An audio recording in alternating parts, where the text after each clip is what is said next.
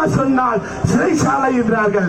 அட ஒலி யோகி ஆதித்ய சொட்ட ஒண்ணுக்கு ஒன்று நான் சொல்றேன், நல்லா கேட்டுக்கோ. உருதுல எல்லாமே பேஸ்புக்ல போட்டா சொல்லுவாங்க. என்ன சொல்லுவாங்க? என்ன சொல்லுவாங்க? யாரும் தெரியாதா? உருதுல என்ன சொல்லியிருந்தாங்க? எல்லாமே டக்லா டக்லா சொட்ட டே சொட்ட டே சொட்ட யோகி ஆதித்ய உன்னோட போலீஸ வச்சு அடிக்கிறேன். அவர்கள் சில நிமிடங்கள். அஸ்ஸலாமு அலைக்கும் வரஹ்மத்துல்லாஹி வபரகாத்துஹு. அளவற்ற அல்லாஹ்வும் நிகழ்ற்ற நண்பரும் அல்லாஹ் என்றுதான் ஆரம்பிக்கிறேன். இங்கே மேடையில் இருக்கும் உலமா பெருமக்களுக்கும் கூடியிருக்கும் ஏழு சகோதர சகோதரர்களுக்கும் அனைவரும் இறைவன் சாந்தியும் சமாதானம் உண்டாகட்டும். ஐ லவ் முஹம்மது சுன்ன ஜமாத் கூட்டமைப்பு சார்பாக மிகப்பெரிய பிரம்மாண்டமான ஒரு பேரணி நடந்தது. அல்லாஹ்வோட மாபெரும் கருணை. ஆனால் ஐ லவ் முஹம்மது என்ன? நாயகம் ஸல்லல்லாஹு அலைஹி வஸல்லம் மஹபத் பண்றோம், மனைவியை மஹபத் பண்றோம், பிள்ளைகளை மஹபத் பண்றோம், தாயை மஹபத் பண்றோம், தகப்பனார மஹபத் பண்றோம். இந்த உலகத்தில் அழியக்கூடிய எல்லாரும் மஹபத் பண்றோம்.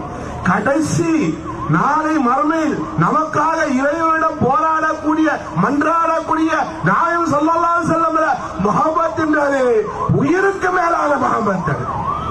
சரிங்களா? ஆனால் நீங்க எல்லாமே வந்திருக்கீங்க.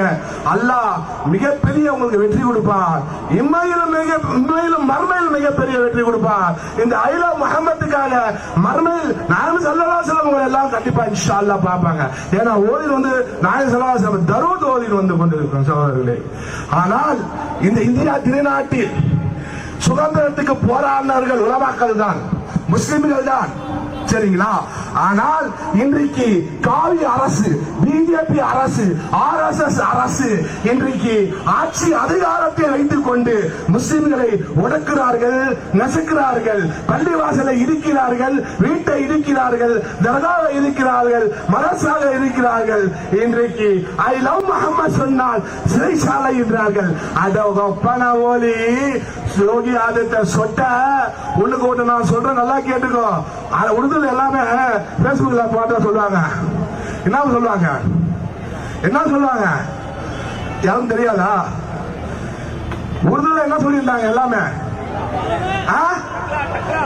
டக்லா டக்லா சொட்ட டே சொட்ட டே சொட்ட யோகி ஆதித்ய உன்னோட போலீஸ வச்சு அடிக்கிறேன், உன்னோட போலீஸ வச்சு அடிக்கிற, உன்னோட குண்டர்களை வச்சு அடிக்கிற. ஆனால் இந்த இஸ்லாமியர்கள் மரணத்துக்கு பயப்பட மாட்டார்கள். முஹம்மது நபி ஸல்லல்லாஹு அலைஹி வஸல்லமுக்கு உயிரை தியாகம் செய்வார்கள். கருத்து அறுத்து போட்டாலும் துடிக்கும். ஐ லவ் முஹம்மது சொல்லும், இதயம் துடிக்கும். ஐ லவ் முஹம்மது சொல்லும், ரத்தம் துடிக்கும். ஐ லவ் முஹம்மது சொல்லுகிறது. ஆனால்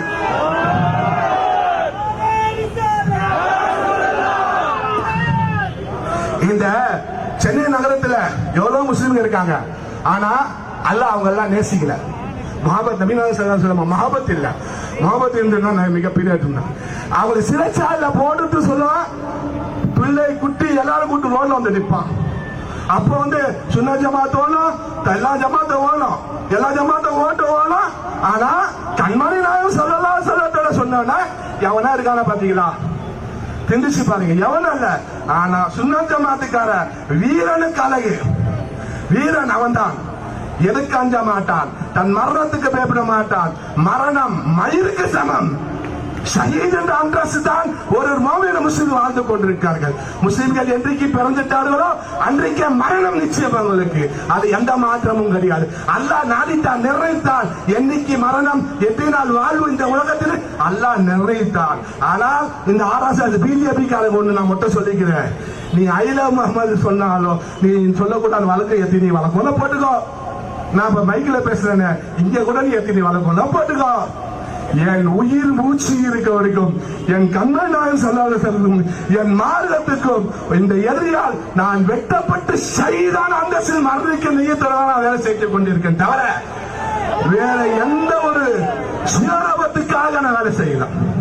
இந்த மார்க்கத்துக்கு இந்த சமுதாயத்துக்கு மிகப்பெரிய ஒரு எழுச்சி உண்டாகணும், மிகப்பெரிய ஒரு இந்த சமுதாயத்துக்கு மிகப்பெரிய ஒரு ஒற்றுமை உருவாக்கணும் நோக்கத்தோடு தான் வந்திருக்கோம். இந்த பூச்சாண்டி காலத்துக்கெல்லாம் நாங்கள் பேஸ்புக்ல கூட சில பேர் வந்து ஆச்சா பூச்சாண்டாங்க. நான் ஒரே ஒன்று சொல்ல கிடையாது, ஏற்கனவே நிறைய மீட்டிங் பேசிட்டேன்.